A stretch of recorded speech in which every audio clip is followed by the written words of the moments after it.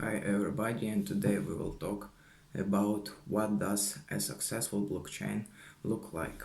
Hint, volume isn't everything. Okay, let's go.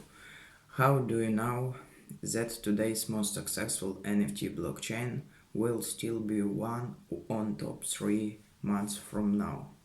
You don't, and part of that uncertainty has to do with how successful is defined. In the infancy of the non-fungible token NFT space, maybe it was appropriate to obsess over sales volume. While that provides a snapshot of how blockchains rank at a moment in time in terms of a single metric. Sales volume can no longer be considered the only indicator of current performance. Real-world consequences exist for ignoring other metrics. At the surface level, the value of the NFTs and in-game artifacts are diminished, while the price of the utility tokens that operate the platform could be penalized by the market. But the deeper consequence is that a blockchain's sales volume is not indicative of how popular or scalable it might be. Worldwide Asset Exchange or WAX is in a position to form a considered opinion on the subject. While its volume numbers are healthy, the project's founders are adamant that this is not a sufficient goal for an expanding blockchain ecosystem. Transaction capacity is key. Driven by gaming, Wax is the most highly utilized blockchain in the world, processing more than 7 times more daily transactions than any other blockchain. In payment processing terms, that would make Wax the Visa of blockchains, suggesting it would compare favorably with MasterCard or American Express. And all the stakeholders in business, finance, and the general public would recognize that. But what if they said, so what? So you make a lot of transactions, big deals, the dollar volume is all in edge. And they wouldn't be wrong. While credit cards support the vast majority of retail purchases, big ticket transfers for mortgages, car leases, and even to pay back the credit card companies are done mainly through the automated clearinghouse network.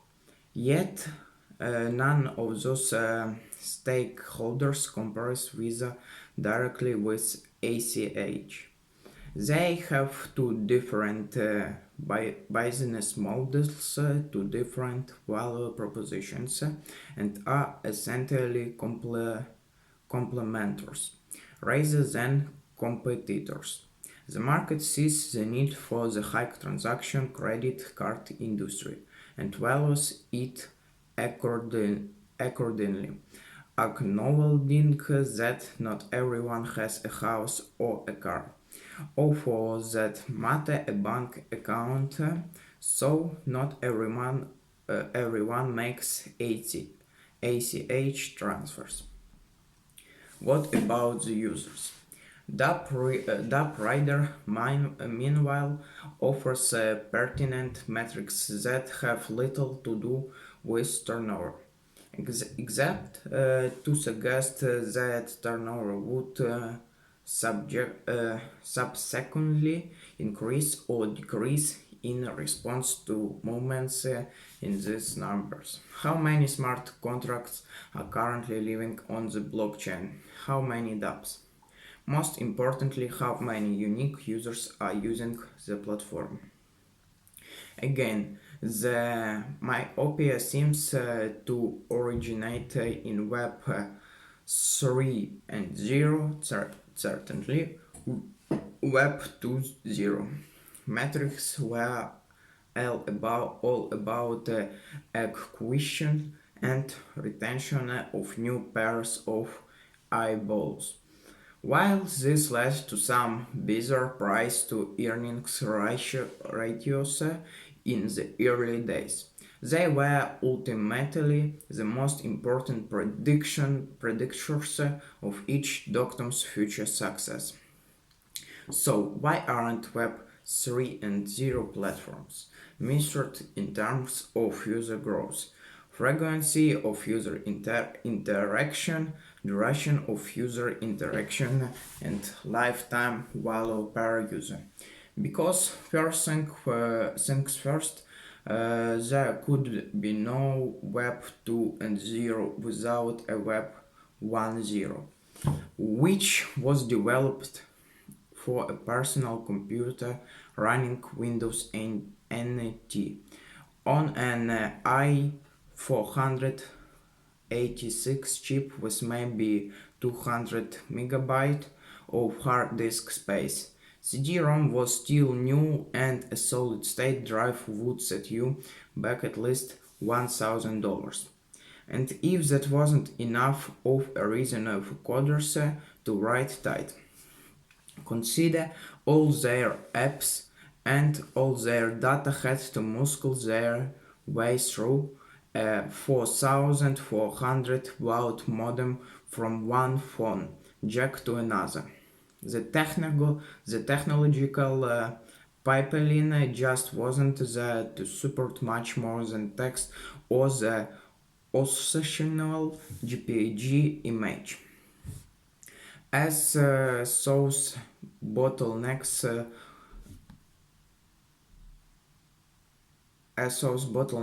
widened, that's when Web 2 and 0 became a thing, and those user-based metrics became the most meaningful benchmarks for any online business, and then eventually all businesses with an online component, which is to say everyone. In the case of Web 3 and 0, the bottlenecks relate to adoption as well as technology, while throughput remains an issue in the blockchain space. Solutions are emerging during the infancy of blockchain technology, when transaction speeds were lagging and the infrastructure was still quite constrained. It made sense to prioritize high value trades rather than high frequency trades. Sales volume was a legitimate proxy for success in those early days. But now a pivot is not just timely, it's overdue. Mainstream adoption is what everyone in the blockchain space has been looking for, says Wax CEO William quickly. To find this, a combination of users' transactions and sales volume must be considered to help cut through the noise and spin to discern real platform adoption and growth potential. Thank you everyone for watching this video. Bye.